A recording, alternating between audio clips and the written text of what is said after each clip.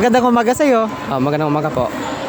Ngayon, ako'y magtatanong sa iyo ng mga katanungan. So, kilala mo ba si Jose Rizal? Oo, kilala ko si Jose Rizal. Alam mo ba ang kanyang buong pangalan?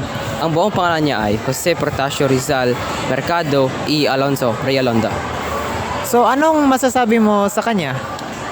Siya ang pinakamagiting na manunulat na aking nakilala dahil pinalaya niya ang mga Pilipino gaya tayo sa pamamagitan ng pagsusulat.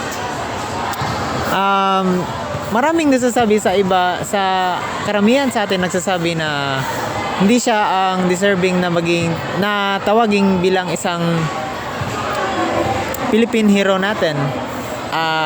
Para sa iyo, masasabi bang siya ang ating Philippine hero? Oo, masasabi ko na isa siya sa ating hero dahil pinalaya niya ang mga Pilipino sa pamamagitan ng pagsusulat. Maraming nagsasabi na mas deserving si General Luna kaysa kay Jose Rizal. Pero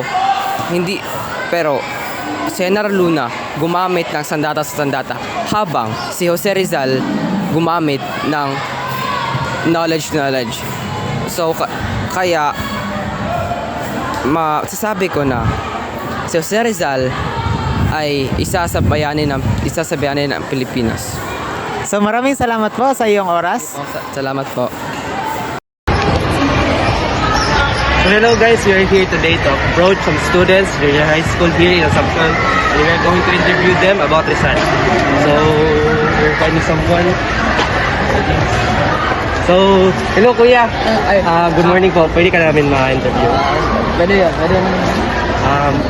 Do you know something about Jose Rizal? I know that he is our national hero. So I have 4 questions. So the first question is, do you know Jose Rizal? Of course, I think lahat naman siguro tayo na alam naman sino si Jose Rizal, di ba? Okay. So sa second question is, do you know his full name? Si Jose Protasio Rizal Mercado y Alonso Realonda. And it's good to know na alam mo yung full name niya, no? So, ko naman sa grade na. Yes. So the third question is, what can you say about Jose Rizal? He is a great national hero and a great role model, I guess, for us younger generations. He is a great inspirational model, I guess. That's a good perspective for you, no? So the fourth is, does Jose Rizal deserve to be a hero? I mean, personally, I guess Lapu-Lapu would have been a greater suit for, or greater, basta mas greater at ay mas perfect at kung si Lapu-Lapu ang ibulit. I guess Rizal has done things na natatawag natin na deserving to this title.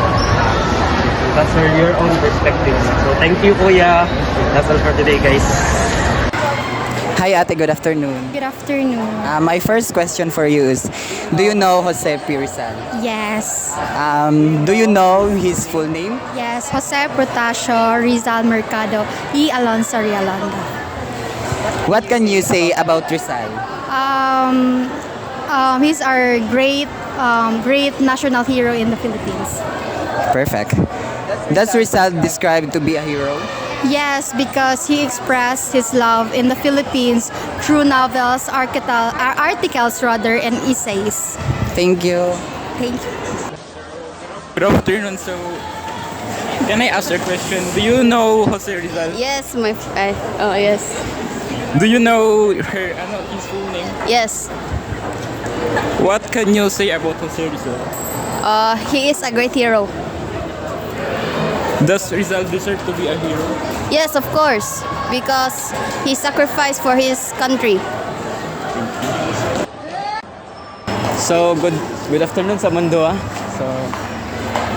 So muna yung pangutan, ha. Do you know Jose Rizal? Opo. Do you know his full name? Hindi po masyado. What can you say about Rizal? He writes the best stories po. Does Rizal deserve to be a hero? Opo. Thank you.